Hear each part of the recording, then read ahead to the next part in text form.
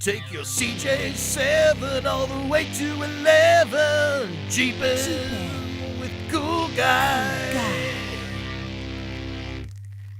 So I'm going to take off the main pulley, harmonic balancer. This is the main drive pulley, and this is really simple. It is 3 bolts. These were 1/2-inch heads. Those came out really easy.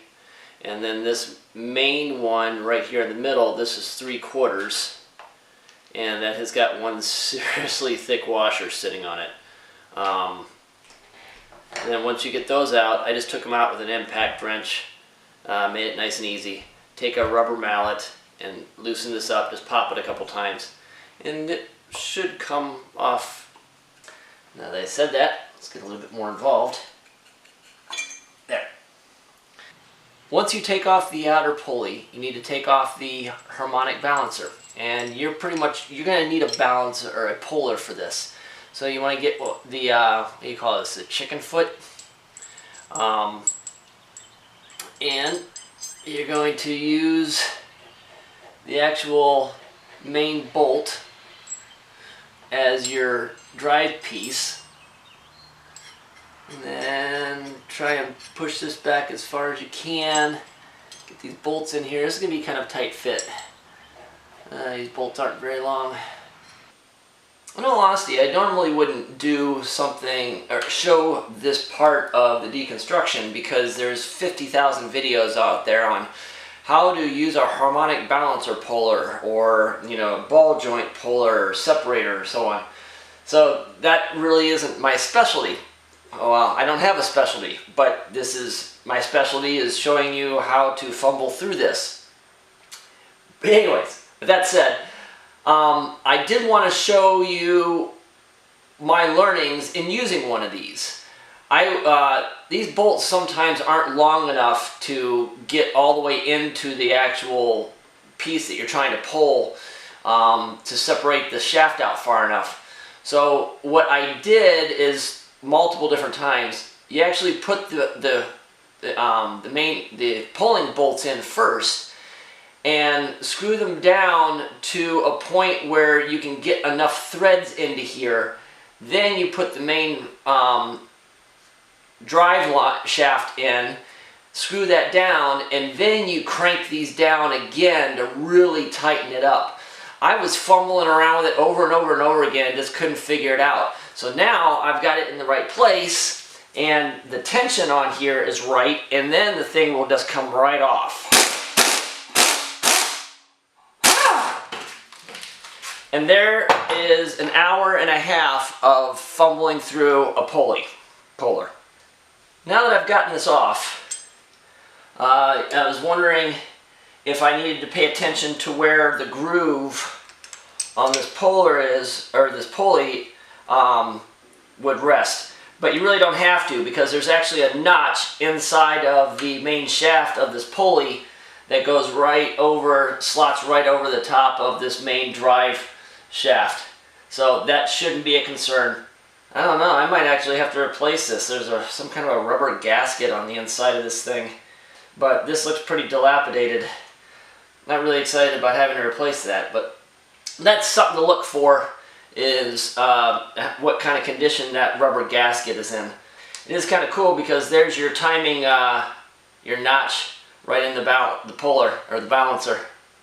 Now I can take off the crankcase cover. I'm going to clean off all the junk that's sitting on here that I scraped off earlier, because I definitely don't want to get that into the crankcase.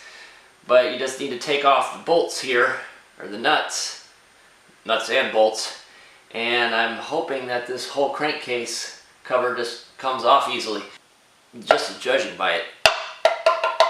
Sounds like it's aluminum. These are varying sizes. Primarily the ones that are on the outer edge, here, and through here, are all 3/8.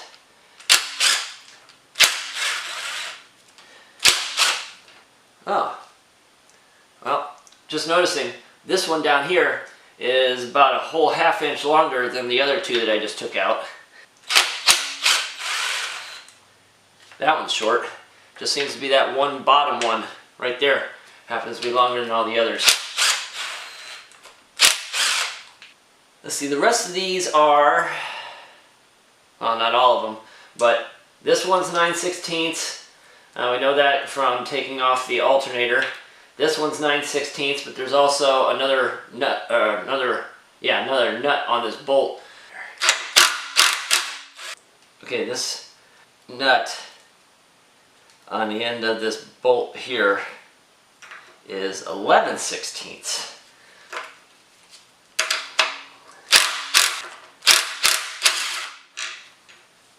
Yeah, so that's a little bit better example of what I was talking about. You can kind of see how it's threaded on one end and on the other, and it's got this tapered shaft in the middle with the nut on it. Well, let me just take a nice mallet, see if we can crack the seal on this thing. Oh, learning process.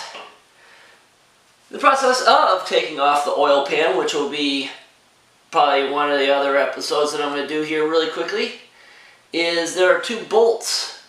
Oh, is it just 2? Might actually be 3. Could possibly be 4 bolts. 1, 2, 3, 4 that go into the front part of the oil pan that it looks like it screws possibly into the bottom part of the crankcase cover. So I'm going to take off those nuts too because I'm going to do the oil pan anyways. The bolts, at least I think the bottom 2, are 7/16. We'll see why they wouldn't all be that way.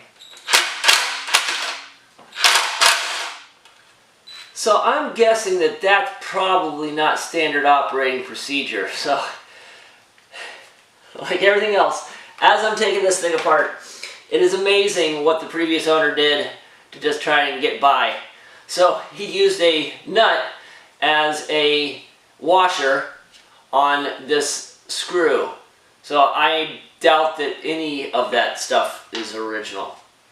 With that said, which is probably why the entire oil pan is leaking all over the place, and they used enough caulk and gasket material to seal up a submarine to put this thing back on.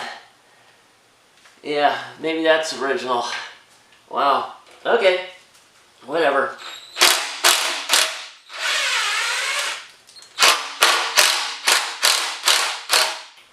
Well, that's going to be a nice segue into taking off the oil pan.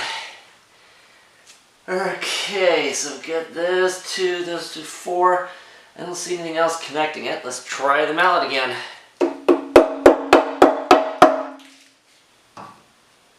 Cracked and opened. Wow, there's your timing chain. It's fun being a newbie at this. I'm like fascinated by it all. There's your engine crankcase cover. Believe there's supposed to be a gasket on here. Oh yeah, there is. Well, what's left of it. Stay tuned to the next Bat channel when we go through and we take off the oil pan.